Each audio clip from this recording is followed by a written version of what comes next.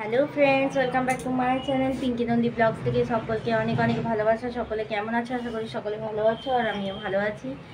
তো বিয়েবাড়ি খুব এনজয় করে কাটালাম। বিয়েবাড়ির ব্লগ তোমাদের কেমন লেগেছে অবশ্যই কিন্তু জানাবে। আর সকালবেলায় এই যে আমি চা করছি, সকালে অনেকটা বেলা হয়ে গেছে, আজকে উঠতে একটু লেট করেই উঠলাম।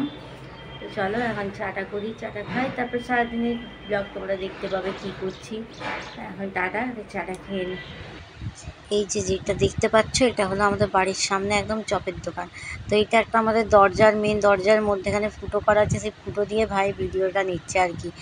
তো আমি চপ আনতে যাচ্ছিলাম, দিয়ে ভাই বলছে বাইরে রাস্তা তৈরি হচ্ছে, যা ব্লক করবি যা। মানে নতুন রাস্তা, পুরোনো রাস্তাগুলো খুঁড়ে উঁচু করে নতুন রাস্তা তৈরি হচ্ছে আর কি বাড়ির সামনে। তো আমি না, আমার বাইরে গিয়ে ব্লক করতে লজ্জা লাগছে। সবাই খালি হাসে আমি এরকম করে করতে থাকি। সবাই খালি বলে তুমি বেরোলেই ফোনটা নিয়ে শুরু করে দাও ভিডিও করা, নাকি অনেকে জানে না তো ব্লগের ব্যাপারটা। তো তারা বলে তো যে তোর লজ্জা লাগছে, তাহলে এই যে দরজার ফাঁক দিয়ে কর তাহলে তুই। তো এটা ভাই করছিল আর কি ভিডিওটা।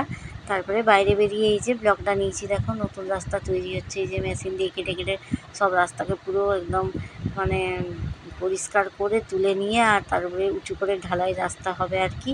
আর ওই যে ওই সাইডে দেখতে পাচ্ছ যে ঠেলাটা, ওটা আমাদের চপের দোকান। অ্যাকচুয়ালি আমি চপ আনতে বেরোচ্ছিলাম, তো তারপরে এই ভিডিওটা করলাম ভাই বলার পরে যে রাস্তাটা এরকম হচ্ছে, যা ভিডিও করবি যা, নতুন করে রাস্তা তৈরি হবে আর কি। এই যে খুঁড়ে দিয়েছে দেখো।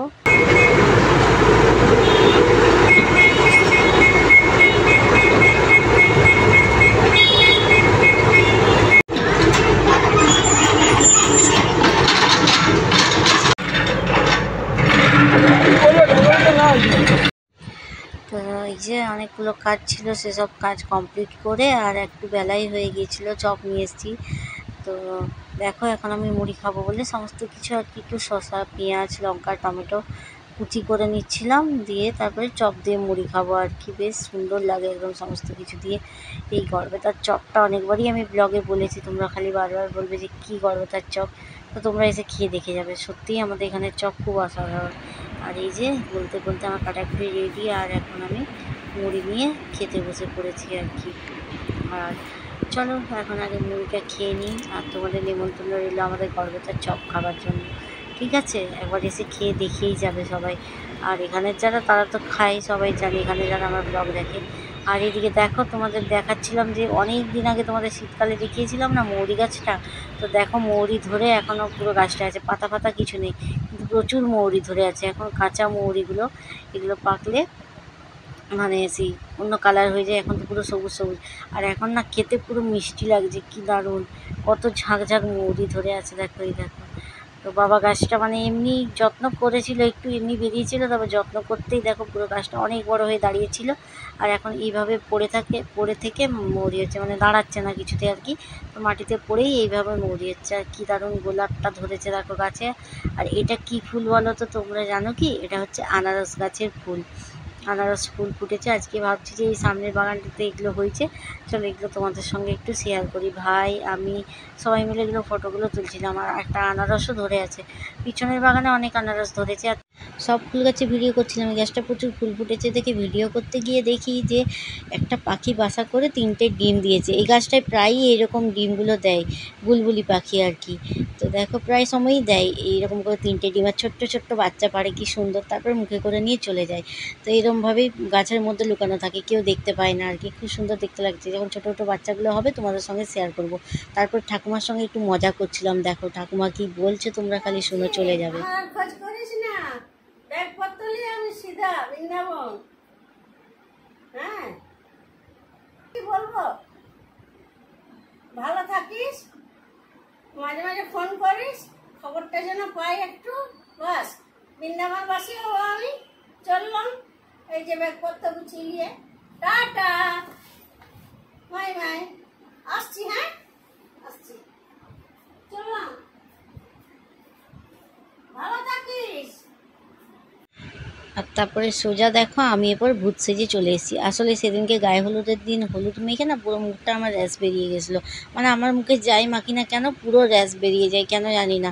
তো তো এত জ্বালা করছিল, ভাবলাম একটু চন্দন বেটে লাগাই, দেখি মুখটা যদি আরাম লাগে। লাগাতে বেশ দেখছি মুখটা ঠান্ডা আরাম লাগছে। যাই কিছু লাগাই না কেন, এমন স্কিনটা হয়ে গেছে আমার যে সবেতেই অ্যালার্জি হয়ে যায়, পুরো ফেটে গেছে মুখটা। আর কি বলবো, দুদিন বিয়েবাড়ি যা হোক করে কাটালাম ওই ফাটা মুখ নিয়েই। তারপরে একটু চন্দন লাগিয়ে মুখটাকে একটু আরাম দিচ্ছিলাম আর কি। আর ঠাকুমার নিয়ে বলি তোমাদের, শোনো, ঠাকুমার ওই যে কাকু অনেক জামা কাপড় আয়রন করতে দিয়েছিল, তো ঠাকুমার হাতে ব্যাগটা ধরে দিয়ে বলছি, মানে ভাইয়াই বলছিল আর কি, যে যাও কোথায় যাবে চলে যাও, তোমার ব্যাগপত্র গুছিয়ে দিয়েছি। তো সেটাই আর কি। ঠাকুমা বলছে আমি চলে যাচ্ছি বৃন্দাবন, একটু মজা করি। ঠাকুমার সঙ্গে খুব খুব খুব মজা করি আমরা, জানো, খুব মানে এত মজা করি যে কি বলবো। আমার বড় ঠাকুমা ছিল, এটা মেজো ঠাকুমা, তো দুজনে খুব বন্ধুত্ব ছিল। কোনোদিন আমরা ছোটোর থেকে না ঝগড়া দেখিনি। আর এখন দেখো সোজা চলে এসেছি চা নিয়ে। সন্ধ্যেবেলায় একটা জোর ঘুম দিয়েছিলাম খাওয়া দাওয়া করে, আর তারপরেই চা নিয়ে চলে এসেছি। আর এখন বসে বসে চা খাচ্ছি। যেটা বলছিলাম, খুব মানে মজা করতাম। এক ঠাকুমা দু দাদু তো আর নেই, খুব মিস করি ওদের। তোমাদের এর আগে একদিন ব্লগে বলছিলাম না, কিছুদিন আগে একটা ব্লগে। আমার দাদু ঠাকুমারা সত্যি খুব ভালো, ছোটোর থেকে এত আদর পেয়েছি, সবাই পাই আমরা দাদু ঠাকুমার কাছে, তাই না? আর এদিকে দেখো মা পরোটা করছে, আর ওইদিকে কাকিমা বসিয়েছে পনিরের তরকারি। পরোটা আর পনিরের তরকারি রাত্রে মেনু। কিন্তু আমি এসব কিছুই খাবো না গরমে। আমি এখন রোজ খাচ্ছি জলঢালা ভাত, বেশ মাছ চকুটা, চপ, আলু ভাতে, পোস্ত বাটি, এসব দিয়েই খাওয়া দাওয়া হচ্ছে আর কি। এদিকে কাকিমা আমাকে বললো একটু পনিরের তরকারিটা বসিয়ে দাও না, চানা পনির হবে একটু। কাকিমা মানে আমার হাতে খেতে ভাইরা ভালোবাসে, তো এটা ভাইদের জন্য হচ্ছে। আমি একদমই খাবো না গরমের মধ্যে, বললাম। পরোটা আর পনির হচ্ছে, একটু হয়তো টেস্ট করবো রাত্রে। আর চলো, এখন আমি রান্না করছিলাম। আর চলো একটু আজকে দাদু ঠাকুমাদের গল্পটাই তোমাদের বলি। তো ভীষণ মিস করি, এতটা ভালোবাসতো না। আর বড় ঠাকুমা যখন মারা যায় না, তখন আমাকে দেখতে পাইনি, এত খোঁজ করেছে আমার, যে কি বলবো। আমার মানে ওই টাইমটায় মানে আমি খুব মিস করি, কেন দেখা পেলাম না ঠাকুমার জানি না শেষ সময়ে। যাক, আর কিছু বলার নেই। করবো, যেখানেই থাকুক দাদুরা ঠাকুমা যেন ভালো থাকে। তো চলো, তোমাদের সঙ্গে গল্প করতে করতে এদিকে আমার পনিরের তরকারি প্রায় হয়েই এসেছে। জলটা একটু মরে গেলেই হয়ে যাবে আর কি। আর তারপরে জানো তো, বিয়েবাড়িতে এত সাজাগোজা হয়েছিল, তো সেরকম করে ভালো করে গুছিয়ে রাখিনি। তো আজকে বসে পড়েছি এখন এগুলো সব গোছাগুছি করতে। তো এই যে আমার চশমার কালেকশান তোমাদের দেখাচ্ছিলাম, এখন 3টে আছে, আরও 2টো আছে, আর 2টো শ্বশুর বাড়িতে আছে। আর এখানে 3টে যেহেতু ব্যবহার করছিলাম, এই 3টে আনা আছে। আর সেদিনকে একটা ভেঙে গেছিলো, মনমণিখোলা ঘুরতে গিয়েছিলাম সেদিন, বলতে অনেক দিন হয়ে গেল আর কি, শীতকালটার সময়। তখন যারা আমার ডেলি ব্লগ দেখেছো, একটা খুব সুন্দর মানে আমার চশমা ছিল, সেটা ভেঙে গেছে। তো এখন 3টে চশমা আছে, ওইটারই কালেকশান দেখাচ্ছিলাম। আর সমস্ত সাজাগোজার দিন আমার একটু নেশা আছে, যে কোথার থেকে আসি যাই করি কেন না কেন, যেখানের জিনিস সেখানে সুন্দর করে গুছিয়ে রেখে দেবো, সেটাই আমার শান্তি। এসে না এসে মানে ওটা আমার হয়। এতক্ষণ ধরে শাড়ি টাড়িগুলো সব গুছিয়ে ভালো করে রাখলাম। আর তারপরে এই যে সব সাজাগোজা জিনিসগুলো গুছিয়ে ঠিকঠাক করে। আর ঠাকুমাদের গল্প হচ্ছে তো আরেকটা কথা হট করে মনে পড়ে গেল, ভাবলাম তোমাদের সঙ্গে শেয়ার করি। জানো, আমি যতবার শ্বশুরবাড়ি থেকে এই বাপের বাড়িতে আসতাম না, ঠাকুমা আমাকে দেখলেই বলতো, ইস কি রোগা হয়ে গেছিস। আর আমি কিন্তু মোটেও কোনো দিন রোগা নয়, আমি সব দিনই এমনি গোলগাল ছিলাম। আর মা কাকিমারা তখন বলতো, আমরা এত রোগা, আমাদেরকে তাকিয়ে বলছে না যে আমরা রোগা হয়ে গেছি, নিজের নাতনি এত মোটাসোটা, তাও তাকে বলছে রোগা হয়ে গেছিস, এরকম আর কি। এতটা ভালোবাসা পেয়েছি ছোটোর থেকে ঠাকুমা দাদুদের কাছে, যে একটু রাগ হলে যদি না খেতাম না, কোনো কারণে ভাইয়ের সঙ্গে ঝগড়া হয়েছে বা মায়ের সঙ্গে কিছু রাগারাগি হয়েছে, খাইনি। আমার এটা একটা রোগ ছিল যে কারোর সঙ্গে কিছু হলে খাবো না, তখন যতক্ষণ না ডেকে খাওয়াতো ততক্ষণ শান্তি হতো না।